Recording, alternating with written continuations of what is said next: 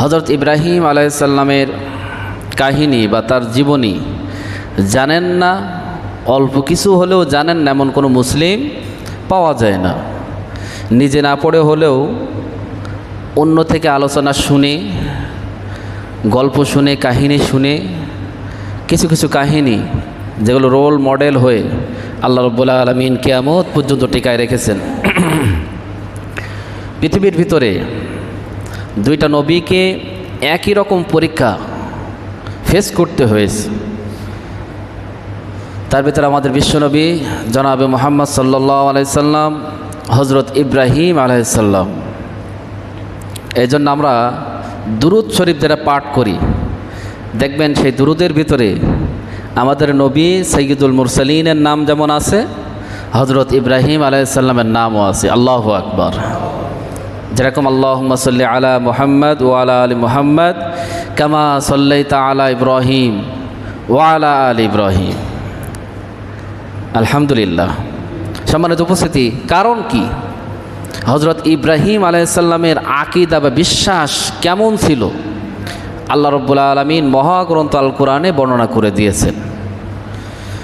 যেমন তার আকীদা তো কঠিন আকীদা ছিল, তার ভিতরে গুরুত্বপূর্ণ 6টা আকীদা এখানে বর্ণনা করা হয়েছে। কয়টা আকীদা? 6টা আকীদা। আল্লাহ রাব্বুল আলামিন আল্লাহ তাআলা হযরত ইব্রাহিম আলাইহিস সালাম যে 6টা গুরুত্বপূর্ণ আকীদা ছিল তার ভিতরে 1 নম্বর হলো সূরা শুআরা 78 নম্বর আয়াত। তিনি বলছেন আল্লাযী খলাকানি ফাহুয়া ইয়াহদিন।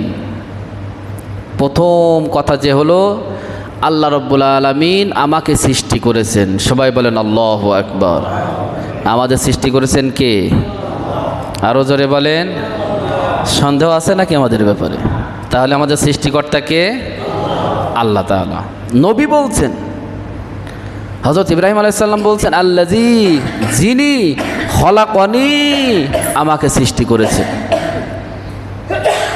আপনার আমার সৃষ্টিকর্তা তাহলে কে? আল্লাহ তাআলা।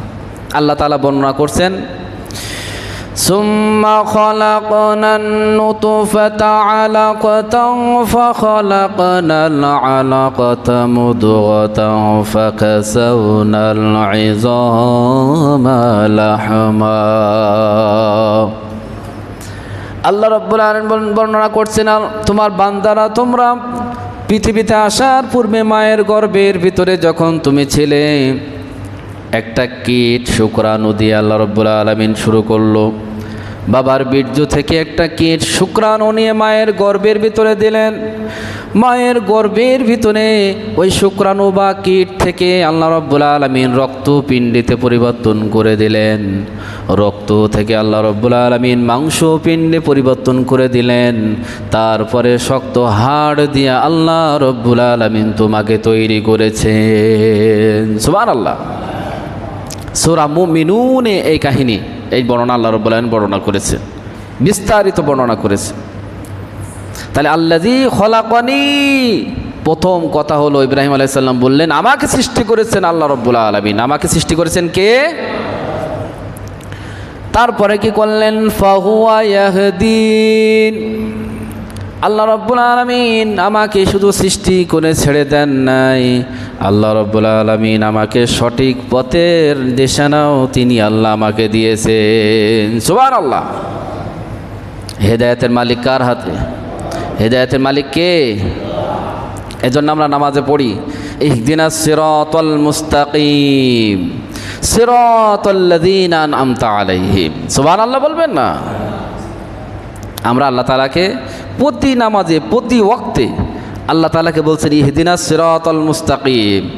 হে আল্লাহ, আমাদেরকে সিরাতাল মুস্তাকিমের পথে দৃঢ় রাখো, হেদায়েত দাও, সঠিক পথে অবিচল অবস্থায় টিকে থাকার তৌফিক তুমি দিয়ে দাও। সিরাতাল্লাযীনা আনআমতা আলাইহিম, ওই সমস্ত পথ যে পথ পেয়ে যারা নিয়ামত প্রাপ্ত হয়েছে। নিয়ামত প্রাপ্ত কারা? আল্লাহ রাব্বুল আলামিন বলছেন উলাইকাল্লাযীনা আন'আমাল্লাহু আলাইহিম মিনান নাবিয়্যিনা ওয়াস-সিদ্দীকিনা ওয়াশ-শুহাদাই ওয়াস-সালিহিন। আল্লাহু আকবার। ইহদিনাস সিরাতাল মুস্তাকিম। আল্লাহ তাআলা এই আয়াতের ব্যাখ্যা অন্য আয়াতে দিচ্ছেন, উলাইকাল্লাযীনা আন'আমাল্লাহু আলাইহিম, ওরাই হচ্ছেন নিয়ামত প্রাপ্ত, মিনান নাবিয়্যিন, নবীরা, ওয়াস-সিদ্দীকিন, সত্যবাদী যারা তারা, ওয়াশ-শুহাদা, শহীদ হয়েছে যারা, ওয়াস-সালিহিন, নেক বান্দা যারা। সুবহানাল্লাহ বলেন। তাহলে হেদায়েতের মালিক কে? ইব্রাহিম আলাইহিস সালাম বলছেন আল্লাযী খলাকানি ফাহুয়া ইয়াহদিন, যে আল্লাহ রব্বুল আলামিন আমাকে সৃষ্টি করেছেন সেই আল্লাহ রব্বুল আলামিন আমাকে হেদায়েত দিয়েছেন। সূরা যুখরুফে আল্লাহ রব্বুল আলামিন তিনি বলছেন ওয়াইয ক্বালা ইব্রাহিমু লিআবিহি ওয়া কওমিহি ইন্নানি বারাউম মিম্মা তা'বুদুন ইল্লাল্লাযী ফাতারানি ফাইন্নাহু সায়াহদিন।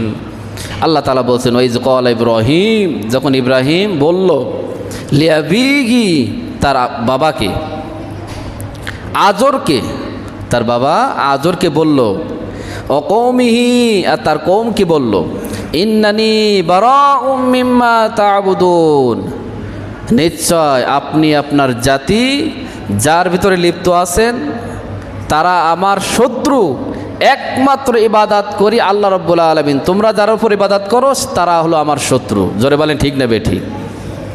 মূর্তি পূজা করে যারা, তারা আমার সহযোগী ভাই হতে পারে না, তারা মুশরিক।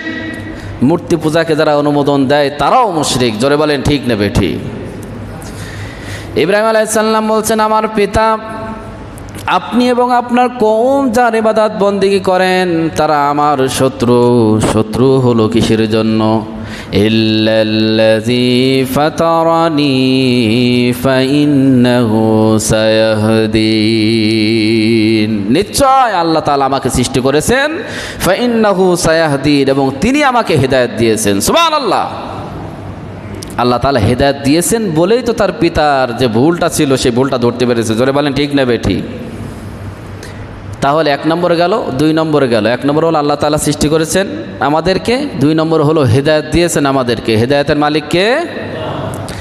তিন নম্বর, আল্লাহ তাআলা প্রকাশ্য অপ্রকাশ্য সবই জানেন।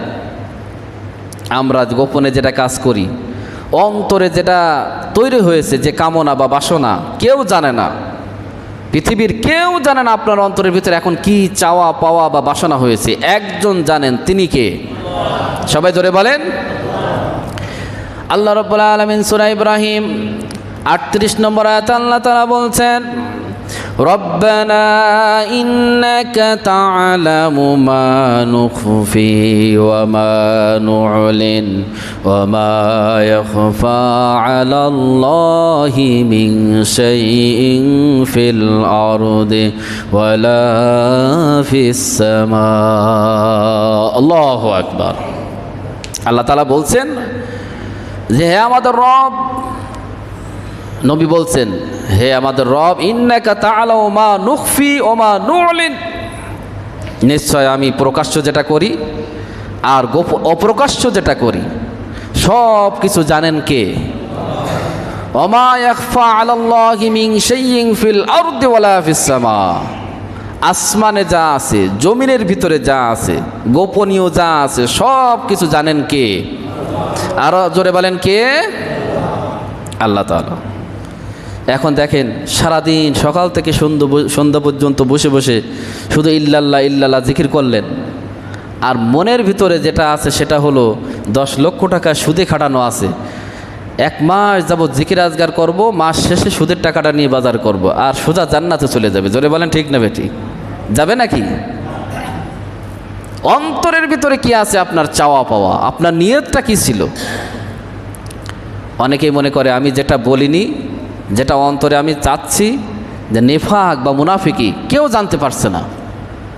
আপনার অন্তর, আপনার হৃদয়টা নিয়ন্ত্রণকারী কে বলেন তো? আল্লাহ তাআলা। আমি গত কয়েকবার জুমায় আগেও বলেছি যে মানুষের হৃদয় বা হার্ট এটা কখনো ঘুমায় না। মানুষের ভিতরে একটা পার্টস বা একটা পার্ট সব কিছু নিদ্রায় যায়, কিন্তু মায়ের গর্ভের ভিতরে আল্লাহ রাব্বুল আলামিন এই হার্টবিট যখন শুরু করে দেয় সেখান থেকে শুরু, আর যতদিন মৃত্যু না হবে তার কোনো রেস্ট নাই। হার্ট বা হৃদয় সিস্টোলিক অ্যান্ড ডায়াস্টোলিক, সংকোচন সম্প্রসারণ এইভাবে করছে সব সময়। এটা ঘুমায় না, এটা নিয়ন্ত্রণ করে কে? আর যিনি নিয়ন্ত্রণ করেন তিনি কি ঘুমান নাকি? জোরে বলেন। কিভাবে সম্পর্ক রাখছে দেখছেন তো আপনারা? একটু চিন্তা করে দেখেন, একটু গবেষণা করে দেখেন। হার্ট কখনো ঘুমায় না, আর হার্টটা নিয়ন্ত্রণ করেন আল্লাহ তাআলা, আর সে আল্লাহ তাআলাও তিনিও কখনো ঘুমান না। সুবহানাল্লাহ বলবেন না? আল্লাহ রাব্বুল আলামিন বলছেন সূরা মুলকে 13 নম্বর আয়াতে, ওয়াসিররু কাওলাকুম আও ইজহারু বিহি ইন্নাহু আলিমুম বিযাতিস সুদূর। আল্লাহু আকবার। ওয়াসিররু কাওলাকুম, তোমরা যে বিষয়ে গোপন করো, আও ইজহারু বি, আর যেটা প্রকাশ করো, গোপন করো যেটা, প্রকাশ করো যেটা, সব বিষয় ইন্নাহু আলিমুম বিযাতিস সুদূর। আল্লাহ তাআলা তোমার অন্তরের ভিতরে, হার্টের ভিতরে কি আছে সেটা আল্লাহ তাআলা ভালো জানেন। আল্লাহু আকবার। সম্মানিত উপস্থিতি, তাহলে প্রকাশ্য অপ্রকাশ্য সব কিছু জানেন কে? আল্লাহ তাআলা। এটা ইব্রাহিম আলাইহিস সালামের আকীদা, বিশ্বাস। এই বিশ্বাস আমাদের আছে তো সবার ইনশাআল্লাহ? সবাই বলেন ইনশাআল্লাহ। ঘুম পড়ছেন নাকি আপনারা সবাই? আরেকটা নম্বর হলো আল্লাহ তাআলা আমাদেরকে খাওয়ানোর দায়িত্ব সারা পৃথিবীর যত মাকলুক আছে সমস্ত মাকলুকের রিজিকের দায়িত্ব কার হাতে বলেন তো? আরো জোরে বলেন কার হাতে? বিশ্বাস হয় তো সবার? বিশ্বাস হয় ইনশাআল্লাহ। সে আল্লাহ রাব্বুল আলামিনের হাতে। সূরা শুআরা ৭৯ নম্বর আয়াত আল্লাহ তাআলা বলছেন, ওয়াল্লাযী হুয়া ইউতঈমুনি ওয়া ইয়াসকিন। আমি যখন ক্ষুধার্ত হই আল্লাহ রাব্বুল আলামিন আমার রিজিকের ব্যবস্থা করে দেয়। ইব্রাহিম আলাইহিস সালাম বলছেন। তাহলে আমার রিজিকের মালিক কে? আরো জোরে বলেন, ইন্নাল্লাহা হুয়ার রাজ্জাকু যুল কুওয়াতিল মাতিন। সমস্ত রিজিকের বন্দোবস্ত তো আল্লাহ তাআলার পক্ষ থেকে হয়ে আসে। আয়ের উৎস, টাকার উৎস, ইনকামের উৎস এইগুলো দিয়েছেন কে? আল্লাহ তাআলা। এটা বন্ধ করে দিলেই তো রিজিক বন্ধ হয়ে যায়। আজকে আপনি পায়ে হেঁটে যে রুজি রোজগার আদায় করছেন বা যে রুজি নিয়ে আসছেন, যে রিজিকের ব্যবস্থা হচ্ছে, হঠাৎ যদি আপনাকে আল্লাহ তাআলা প্যারালাইসিস করে দেন, রিজিকের ব্যবস্থা আর করতে পারবেন আপনি? তাহলে সমস্ত রিজিকের উৎস বা মালিকানা কে? কোনো চিন্তা নাই, কোনো বান্দা রিজিকের জন্য চিন্তা করার দরকার নেই। পৃথিবীতে না খেয়ে আপনি কখনো মারা যাবেন না। কেউ যদি জুলুম করে আপনাকে ঘরের ভিতর আটকায়া মেরে ফেলতে চায়, সেটা তো আপনি জুলুম করলেন তার উপরে, সে শাস্তি তো আপনি পরকালে পাবেন। কিন্তু স্বাভাবিক দৃষ্টিতে সমস্ত রিজিকের দায়িত্ব আল্লাহ তাআলা নিজে হাতে নিয়েছেন। সুবহানাল্লাহ বলবেন না? আল্লাহ রাব্বুল আলামিন বর্ণনা করছেন, ওয়ামা মিন দাব্বাতিন ফিল আরদি ইল্লা আলাল্লাহি রিজকুহা। পৃথিবীর ভিতরে এমন কোনো বিচরণশীল জীব নাই, এমন কোনো প্রাণী নাই যে প্রাণের রিজিকের দায়িত্ব আমি আল্লাহ রাব্বুল আলামিন নিজে হাতে গ্রহণ করে নাই। সুবহানাল্লাহ বলেন। মুখ দিয়েছেন যিনি, খাওয়াবেনও। সবাই বলেন, মুখ দিয়েছেন যিনি, খাওয়াবেনেরও তিনি। না খেয়ে মরবেন না, বরং খেয়ে মারা যায়। বেশি খেয়ে মারা যায়, কম খেয়ে কেউ মরেছে শুনেছেন এরকম? বেশি খেয়ে মারা যায়, হার্ট অ্যাটাক করে। তাহলে রিজিকের দায়িত্ব কার? সবাই বলেন। আরেকটা পয়েন্ট হলো আকীদা হযরত ইব্রাহিম আলাইহিস সালামের, সেটা হলো আল্লাহ তাআলা সমস্ত রোগ তিনি দিয়ে থাকেন পরীক্ষা করার জন্য বান্দার, আর যিনি নাফরমান তার গজবে, আর সেই রোগ থেকে পরিত্রাণ দেন তিনি কে? আরো জোরে বলেন, ওয়াইজা মারিদতু ফাহুয়া ইয়াশফিন। আল্লাহ রাব্বুল আলামিন বলছেন, হযরত ইব্রাহিম আলাইহিস সালাম বলছেন যে আল্লাহ তাআলা আমাকে যখন অসুস্থ করেন, ফাহুয়া ইয়াশফিন, আবার তিনি আমাকে সুস্থতা দান করেন। সুবহানাল্লাহ বলবেন না? সম্মানিত উপস্থিতি, এখন যদি আপনাদের কারোর জ্বর হয় অথবা মাথা ব্যথা হয়, তাহলে কি ওষুধ খাবেন আপনারা? প্রথম বললেন কি নাপা, আর কেউ আছে কিছু বলবেন নাকি? তা নাপা, ডাক্তার তো আছে আলহামদুলিল্লাহ। তাহলে প্রথম নাপা শব্দটা বেরিয়ে আসলো কিসের জন্য? নাপার অনেক ক্ষমতা আছে এই জ্বর আর মাথা ব্যথা সারানোর জন্য, নাকি না? ওই ক্ষমতাটা দিয়েছেন কে? সবাই জোরে বলতে হবে, কে? দেখেন তো, আপনার এখন মাথা যন্ত্রণা করে, জ্বর আসে বা কষ্ট পাচ্ছেন, সঙ্গে সঙ্গে নাপা বা প্যারাসিটামল এই জাতীয় জিনিসের ঔষধ আপনি খালেন, সঙ্গে সঙ্গে আপনি পরিত্রাণ পেয়ে গেলেন, সুস্থতা লাভ এনে দিলেন। এখন আপনারা বলেন, এই ওষুধ পেটে যাওয়ার পরে কার্যক্ষমতা বা অধিকার বা তার সক্ষমতা কে দিয়েছেন? আরও জোরে বলেন, কে দিয়েছেন? আপনি যে ওষুধটা খাবেন, ঔষধটা পেটে যাওয়ার সাথে সাথে আল্লাহ রাব্বুল আলামিনের কাছে হুকুম চাই, আল্লাহ এই বান্দাকে কি আমি সুস্থ করব না ওইভাবে রাখবো? আল্লাহ রাব্বুল আলামিন নির্দেশ পাওয়ার সাথে সাথে ঔষধ কাজ করা শুরু করে। আল্লাহ যদি নির্দেশ না দেয়, যত ঔষধ খান না কেন আপনার রোগ সারানোর ক্ষমতা কারোর নাই। ঠিক না বে ঠিক? দেখেন আপনি শেষ বয়সে এসে যখন মানুষ চলতে পারছে না, দেখতে পাচ্ছে না, উঠতে পারছে না, ঔষধ তো আছে, তা খাইলে সারে না কেন? শেষ বয়সে এসে সারে না কেন? ঔষধ তো খায়, সারে না কেন? কারণ আল্লাহ রাব্বুল আলামিন অনুমতি দেন নাই, ঔষধ তোমার কার্যক্ষমতা, তুমি কার্যকারিতা বন্ধ করে দাও। এই বান্দার এখন ডাক এসেছে, আমার কাছে চলে আসতে হবে। আল্লাহু আকবার। তাহলে ঔষধের যে কার্যকারিতা, তার ক্ষমতা মালিক কে? আরো জোরে বলেন। যেমন হযরত আইয়ুব আলাইহিস সালাম অসুস্থ হয়েছিলেন, وأيوب إذ نادى ربه أني مسني الضر وأنت أرحم الراحمين। যখন আইয়ুব আলাইহিস সালাম অসুস্থ হয়ে গেলেন, আল্লাহ রাব্বুল আলামিনের কাছে ইয নাদা রাব্বাহু, চাইলেন কার কাছে?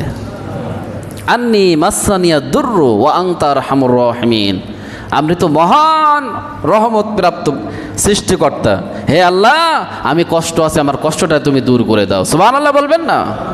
তাহলে অসুস্থ হলে চাইতে হবে কার কাছে?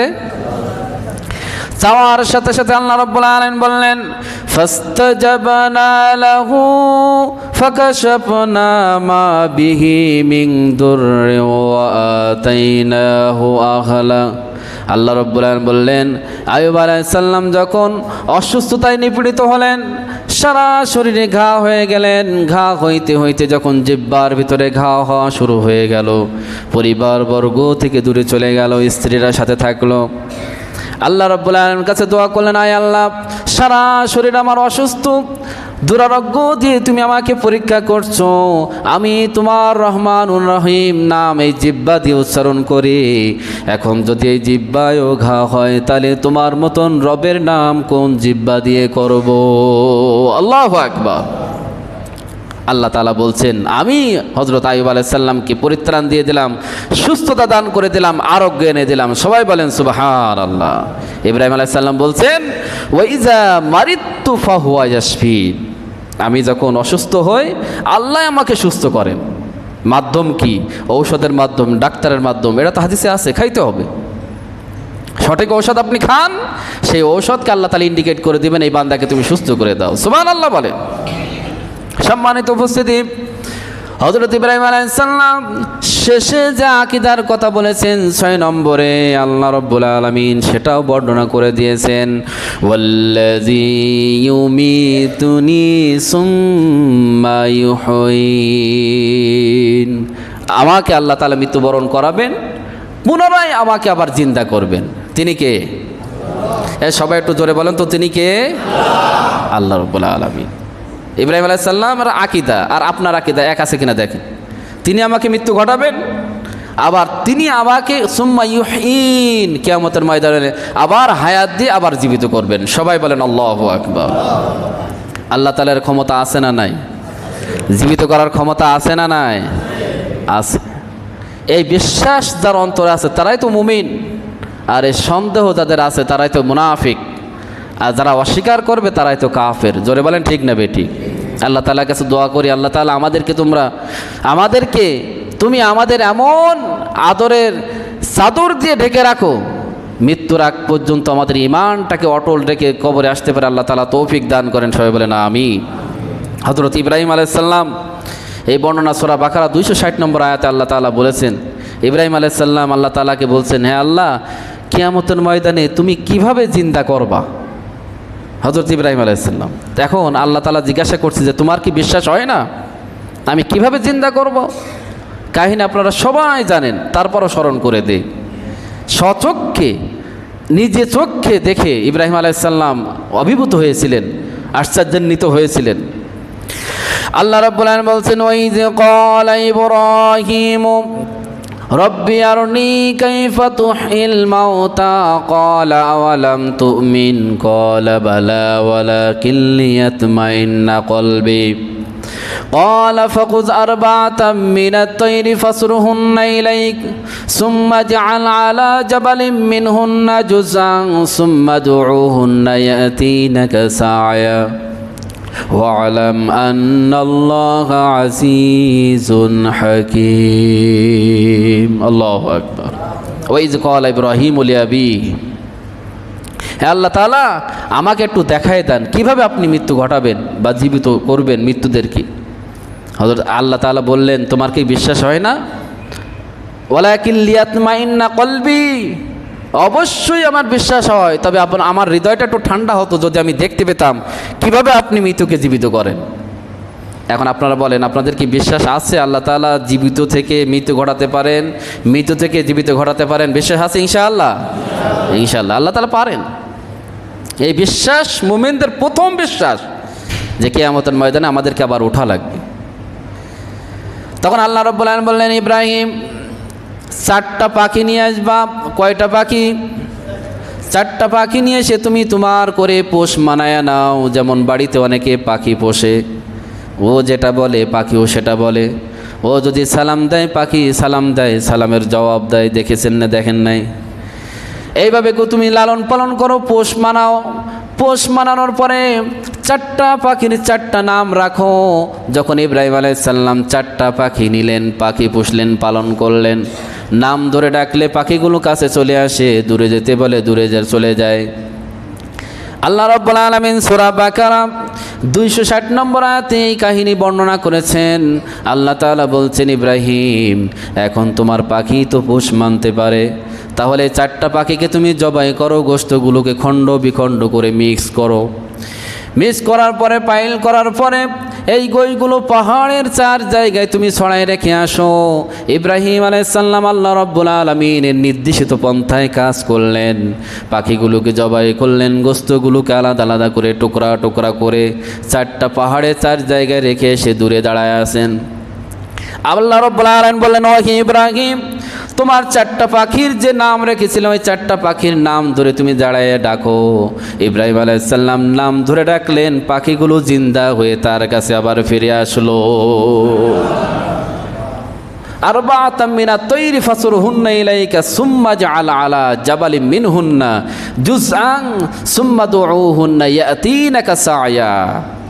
আল্লাহ রাব্বুল আলামিন সেই 4টা পাখিকে জীবিত করে ইব্রাহিম আলাইহিস সালামের কাছে আবার ফিরাই দিলেন। সবাই বলেন আল্লাহু আকবার। সেই আল্লাহ আজও আছে না নাই? আরো জোরে বলেন আছে। অনেকে বলে যে পরকালে কি হবে? এই দুনিয়ায় তো সব। এখন আপনারা বলেন, মসজিদে এসেছেন কার খুশি করার জন্য? আল্লাহ তাআলার। এখন আপনারা বলেন পরকাল মনে করেন নেই, ধরে নিলাম, তা আমাদের কোনো লস আছে নাকি? আমরা যারা ইবাদত বন্দেগী করি একটু চিন্তা করেন তো, মনে করেন পরকালে জবাব দেওয়া লাগবে না, অথচ আমরা ইবাদত বন্দেগী করছি, তাহলে আমাদের কি কোনো লস আছে নাকি? কিন্তু যারা ইবাদত করছে না, যদি পরকাল থাকে, এতটুকু চিন্তা করেন আপনি। ইবাদত বন্দেগী করলাম, কিয়ামতের ময়দানে জবাবদিহিতা নেই, তারপরেও তো আমাদের লস নেই। আর যদি জবাবদিহিতা থাকে তারপরে তো ধরা খেয়ে গেলাম। কিন্তু যদি চিন্তা করেন যে পরকাল নেই, এতটুক চিন্তা যদি মাথার ভিতরে আসে, তাহলে আপনি কাফের হয়ে যাবেন। কি হয়ে যাবেন? কাফের হয়ে যাবেন। আমরা কাফের হয়ে মরতে চাই না। আল্লাহ তাআলা আমাদেরকে মুমিন হিসেবে কবুল করে নেন। সবাই বলেন আমিন। সুবহানাকাল্লাহুম্মা ওয়া বিহামদিকা আশহাদু আল্লা ইলাহা ইল্লা আনতা আস্তাগফিরুকা ওয়া আতুবু ইলাইক।